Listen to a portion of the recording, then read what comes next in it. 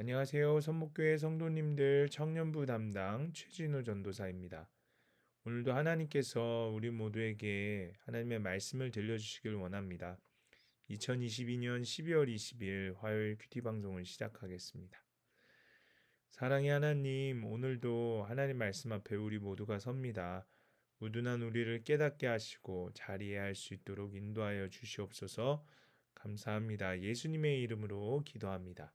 아멘. 오늘 하나님께서 우리에게 주시는 말씀은 고린도후서 12장 11절에서 21절까지의 말씀입니다.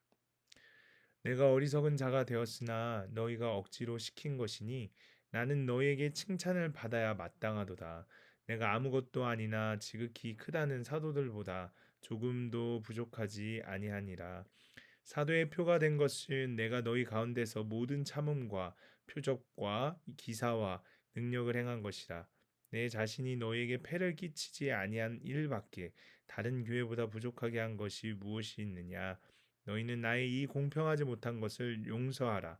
보라, 내가 이제 세 번째 너희에게 가기를 준비하였으나 너희에게 폐를 끼치지 아니하리라. 내가 구하는 것은 너희의 재물이 아니요 오직 너희니라. 어린아이가 부모를 위하여 재물을 저축하는 것이 아니요 부모가 어린아이를 위하여 하느니라.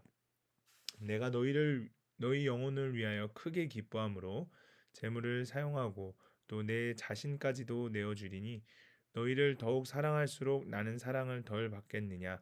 하여간 어떤 이의 말이 내가 너희에게 짐을 지우지 아니하였을지라도 교활한 자가 되어 너희를 속임수로 취하였다 하니 내가 너희에게 보낸 자 중에 누구로 너희의 이득을 취하더냐. 내가 디도를 권하고 함께한 형제를 보내었으니 디도가 너희의 이득을 취하더냐. 우리가 동일한 성령으로 행하지 아니하더냐. 동일한 보조로 하지 아니하더냐. 너희는 이때까지 우리가 자기 변명을 하는 줄로 생각하는구나. 우리는 그리스도 안에서 하나님 앞에 말하노라. 사랑하는 자들아, 이 모든 것은 너희의 덕을 세우기 위함이니라. 내가 갈 때 너희를 내가 원하는 것과 같이 보지 못하고 또 내가 너희에게 너희가 원하지 않는 것과 같이 보일까 두려워하며 또 다툼과 시기와 분냄과 당짓는 것과 비방과 수군거림과 거만함과 혼란이 있을까 두려워하고 또 내가 다시 갈 때 내 하나님이 나를 너희 앞에서 낮추실까 두려워하고 또 내가 전에 죄를 지은 여러 사람의 그 행한 바 더러움과 음란함과 호색함을 회개하지 아니함 때문에 슬퍼할까 두려워하노라. 아멘. 네, 본문을 설명하겠습니다. 오늘 본문을 요약하자면 바울이 고린도 교인들에게 자신이 가진 사도의 표가 무엇인지 알려줍니다. 그는 자신이 구하는 것은 그들의 재물이 아닌 오직 그들의 힘을 밝히면서 그들의 영혼을 위해 자기 자신까지 내어주겠다고 말합니다. 바울은 고린도 교인들을 다시 만날 때 그들이 여전히 회개하지 않고 있을까봐 두려워합니다. 네, 그러면 좀 더 자세히 본문을 살펴보겠습니다. 내가 어리석은 자가 되었으나 너희가 억지로 시킨 것이니라고 나옵니다. 바울이 어리석은 자가 된 것은 고린도 교인들이 거짓 스승들을 용납하고 참된 사도인 바울을 멀리하는 경향이 있었기 때문입니다. 12절에 사도의 표가 된 것은 내가 너희 가운데 모든 참음과라고 나옵니다. 바울은 사도의 표로서 모든 참음을 첫머리에 꼽았습니다. 이것은 연약의 덕과 관련된 것입니다. 연약의 처세는 주로 인내로 말미암습니다. 바울은 여기서도 그의 연약이 모든 기사와 이적보다 오히려 자랑할 만한 것임을 암시합니다. 또한 12절에 표적과 기사와 능력이 나옵니다. 사도들은 후대의 신자들과 달라서 그들이 전하는 복음에는 하나님께서 동의하신다는 의미에서 기사와 이적들이 동반되었습니다. 13절입니다. 바울은 고린도 교인들에게 복음을 전하면서도 비용을 자신이 부담하면서 어디까지든지 그들에게 폐를 끼치지 않도록 하였습니다. 그것은 실제에 있어서 그들에게 덕을 끼친 일이고 물론 그것이 부족한 것은 아니었습니다. 또 불공평한 것도 아니었습니다. 그런데도 그는 그것을 무슨 불공평한 일인 듯이 용서하라고 합니다. 고린도 교인들이 그렇게 저들을 위해 주는 바울을 섭섭하게 하여 가면서 거짓 스승들을 용납하였으니 그는 이렇게 풍자적으로 말할 만하였습니다. 그러나 그의 마음속에 저들을 사랑함이 그만큼 강하게 움직였다는 사실이기도 합니다. 14절입니다. 내가 구하는 것은 너희의 재물이 아니요 오직 너희니라라고 나옵니다. 고린도 교인들을 향한 바울의 사랑을 보여줍니다. 전도자가 만일 전도할 대상 자체가 아닌 재물을 탐하는 자세를 가진다면 하나님이 쓰실 수 없는 심리를 가진 자가 되어버립니다. 15절입니다. 바울은 고린도 교인들을 위하여 자기 손으로 벌은 재물을 소비하면서 복음적 활동을 하고 있었습니다. 그뿐 아니라 그는 자기 자신까지 바쳐놓고 소비한다고 말하고 있으니 그것은 사도행전이 보여준 대로 바울의 전도 생활이 어떻게 희생적이었음을 잘 보여줍니다. 마지막으로 20절입니다. 바울은 저들을 찾아갈 때 저들이 회개하지 아니한 경우 저들을 기쁘지 않은 마음으로 대하게 될 것입니다. 그러한 일은 피차간에 다 기대하지 않던 일입니다. 피차간에 만날 바에는 좋게 만나기를 원했던 것입니다. 네, 다음은 적용입니다. 오늘 처음 적용할 부분인데요. 고린도 교인들은 복음으로 자신들을 낳은 영적 아버지 바울을 지극히 크다는 사도들과 비교하며 무시했습니다. 거짓 사도들은 육신을 따라 자랑했는데 고린도 교인들은 언변이 좋지 못하고 육체에 가시가 있는 바울을 사도로서 부족하다고 생각했습니다. 바울은 이렇게 어리석은 고린도 교인들을 양육하고자 자신도 어리석은 자가 되어 사도됨을 증명하고 자랑합니다. 사도의 표는 외모에 있지 않고 그들 가운데서 삶으로 보여준 모든 참음과 구원의 열매에 있음을 가르쳐 줍니다. 무시받는 환경 속에서도 구원 때문에 참고 이타적으로 적용하는 것이 사도라는 증거입니다. 나는 어떤 사람을 지극히 크다고 생각합니까?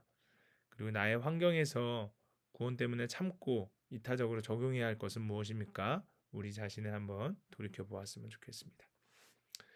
네, 두 번째 적용할 부분입니다. 어리석은 기준으로 영적 아버지를 평가하고 삐뚤어진 마음으로 참사도의 동기를 의심하는 고린도 교인들에게 바울은 자신이 구하는 것을 알려줍니다. 바울이 세 번째로 그들에게 가려고 한 것은 그들로부터 재정 후원을 받기 위함이 아니었습니다. 바울이 구한 것은 그들의 재물이 아니라 그들의 영혼이었습니다. 금이 아니라 구원이었습니다. 우리가 구하는 것은 재물이 아닌 영혼 구원이 될 때 우리도 영적 부모가 되어 다른 사람을 위해 재물과 나 자신까지 내어주는 사랑을 하게 됩니다. 비방을 받을 때 나의 결백을 증명해 줄 지체들을 얻게 됩니다.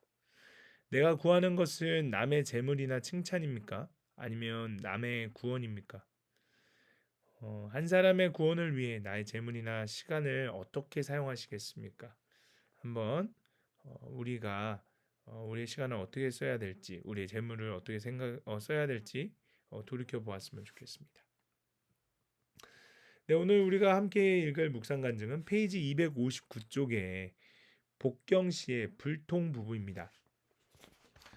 직업 군인이셨던 시아버님은 집안의 장남으로서 집안의 대소사를 챙겨야 하기에 아내와 자식들은 늘 뒷전이었습니다. 월급도 한정적이라 남편은 시아버님에게 뭔가를 사달라는 말도 하지 못하고 자랐다고 합니다. 그래서 자신이 아버지가 되면 부자 아빠가 되겠노라 다짐했다고 합니다. 취직 후 저와 결혼한 남편은 쌍둥이가 태어나자 빨리 돈을 벌어야겠다는 마음이 더 강해졌던 것 같습니다. 남편은 내가 전쟁터에 나갔다고 생각해라고 입버릇처럼 말하며 매일 회사 사람들과 술을 마시고 늦게 들어왔습니다. 저도 직장을 다니며 육아를 했는데 함께 살던 시부모님과 시누이의 도움으로 큰 어려움은 없었습니다. 시댁 식구들이 아이들을 잘 돌봐주셔서 저는 시댁에서 사는 그 시간이 힘들기보다 행복하기까지 했습니다. 남편도 시댁 식구들과 잘 지내는 저에게 고마워했습니다. 그리고 자신이 늘 자리를 비우지만 대신 돈을 잘 벌어오면 된다고 생각했습니다. 시간이 지나 시누이는 결혼을 하였고 시부모님은 평신도 선교사가 되시면서 저희 가족은 분가하여 넷이서 살게 되었습니다. 신혼 때 저희 부부는 각자 돈을 벌어 썼는데 분가하면서 전업주부가 된 저는 남편에게 생활비를 받아서 생활했습니다. 육아를 하면서 전후에도 쌓지 못한 저희 부부는 무엇 하나 제대로 소통되지 않았습니다. 저는 밖에서 힘들게 일하는 남편에게 고마운 마음을 갖지 못하고 돈을 받은 것을 당연히 여겼습니다. 그런 저의 태도에 화가 난 남편은 내가 이 집 머슴이냐라고 소리치기도 했습니다. 그러다 저는 아내는 남편이 벌어다 주는 돈에 맞춰 감사한 마음으로 살림을 해야 한다는 목사님의 말씀을 듣고 저의 머리인 남편의 질서에 순종하지 못하는 제 모습을 깨닫게 되었습니다. 남편이 교회 공동체에 속하여 천국을 맛보길 간절히 기도해왔지만 정작 삶으로는 덕을 세우지 못했습니다. 남편이 벌어다 주는 돈으로 나 자신을 치장하고 사람들 앞에서 선심 쓰듯 돈을 쓰며 좋은 사람이란 소리를 듣고 싶어 했습니다. 이렇게 형편없는 저의 모습을 인정하고 회개합니다. 바울처럼 남편의 구원을 위해 여보, 내가 당신에게 원하는 것은 돈이 아니라 당신의 구원이에요. 라고 고백할 수 있기를, 동일한 성령으로 하나 될 수 있기를 기도합니다. 라고 하시면서 이렇게 적용하셨습니다. 남편이 출근길에 볼 수 있도록 현관문에 감사의 쪽지를 붙여놓겠습니다. 소그룹 지체들에게 남편의 질서에 순종하지 못하는 저의 모습을 솔직히 나누겠습니다. 네, 여러분들도 묵상 간증을 적어보시고 주위 분들과 한번 나눠보셨으면 좋겠습니다. 네, 그럼 오늘 큐티 방송을 마치겠습니다. 사랑의 하나님, 내 삶 가운데서 구원을 위하여 참고 이타적으로 적용함으로써 사도의 표를 보이게 하옵소서. 영적 부모의 마음으로 영혼을 위해 재물을 사용하고 나 자신까지 내어드리는 사랑을 하게 하옵소서. 가정과 공동체의 죄를 두려워하고 슬퍼하며 회개함으로써 구원의 역사가 있게 하옵소서. 감사합니다. 예수님의 이름으로 기도합니다. 아멘.